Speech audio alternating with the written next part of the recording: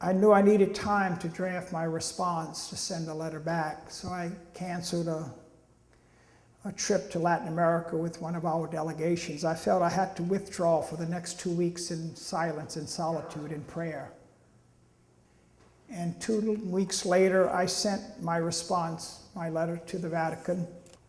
Just a few excerpts from my response.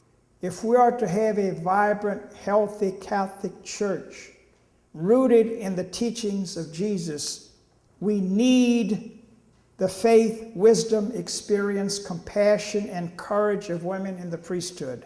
Having an all-male clergy implies that men are worthy to be Catholic priests, but women are not. And it was painful, but I felt, and I gave this a lot of thought, I thought it was important to include this. According to the USA Today and other major newspapers in the United States, in the United States alone, over 5,000 Catholic priests have sexually abused more than 12,000 children. Many bishops aware of these crimes remain silent. These priests and bishops were not excommunicated. Yet the women in our church who are called by God and are ordained to serve God's people, and the priests and bishops who support them are excommunicated. And in my letter, I really wanted to talk about conscience, which to me is the most important issue here. Conscience. We know how sacred conscience is. As Catholics, I remember so well, we heard about this, the primacy of conscience. That conscience really is our lifeline, our connection to God. That our conscience always enables us to discern right from wrong, the moral from the immoral, the justice from the injustice. And our conscience really always urges us to do the right thing, to make that right decision. And when we follow our conscience, we've all experienced this, there's peace. There's this deep inner joy we feel within. We sleep well at night. There's a joy that we feel. And when we don't follow our conscience, we've all been there. We are tormented. We're off course. We're not at one with our God, our Creator. There's a problem. And I simply had to say in my letter that in conscience I cannot and will not recant my support, my belief that God is calling women to the priesthood. And that is my position today, and that will be my position tomorrow.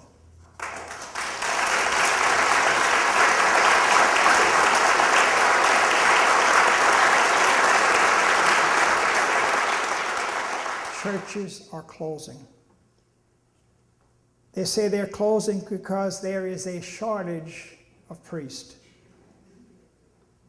When I entered Marino way back in the 60s, we had 3 seminaries and over 300 seminarians studying for the priesthood. Today, we don't have any seminary, but it's not only Marino and my many friends among the Jesuits, the Franciscans, Dominicans, it's all their experience. We, the all-male celibate clergy, we are going the way of the dinosaurs. And in the midst of this crisis, we read a lot about the Vatican investigating our women religious. This, I think, is such a scandal. In the midst of what we know in our church, the sexual abuse crisis and all these other problems that we're faced with, to have the Vatican investigating women religious, especially the LC Leadership Conference of Women Religious, because of many of their beliefs. That's at the root of this investigation. I don't know what to say. I just say what I hear so many are saying among the women religious, and so many Catholics are saying it is so true. The Vatican should not be investigating the women religious. The women religious should be going to Rome and investigating the Vatican.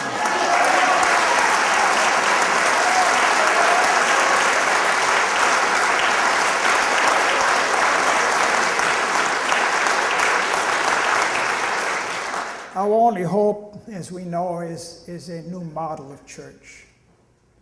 And call to action, as you know, and so many Catholics are drawing from the wisdom, that experience of Vatican II, simply saying, we are the church. We are the church. We've got to get away from this very authoritarian, patriarchal, hierarchical church that's so top down, and we've got to move into that circular model where once again all are called to the table as equals, where we will not have this abuse of power as we know it today. We will not have this bullying as we experience today. No, that is not the plan of Jesus.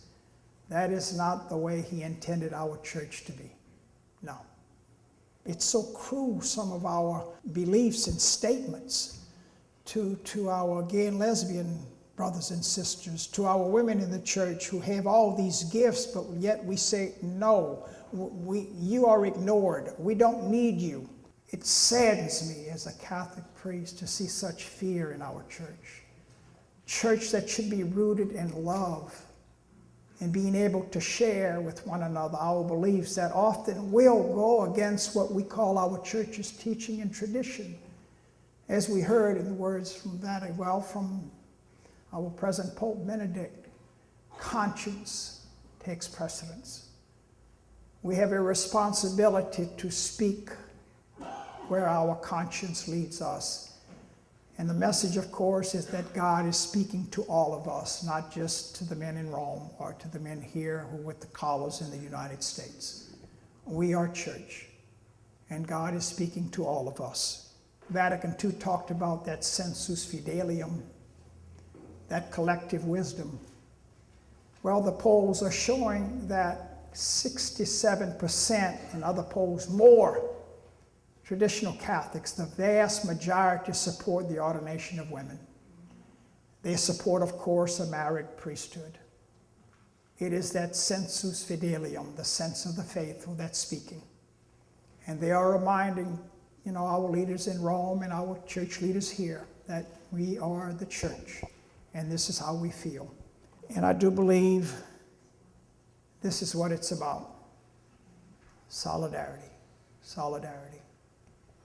How are we, you and I, going to express our solidarity with the women in our church who are being called by our loving God to serve our church as priests, to be ordained? How are we going to support them? What are we going to do to express that solidarity that is very sacred? And I do know, as you do, that we can all do something, and we can do it well. Thank you.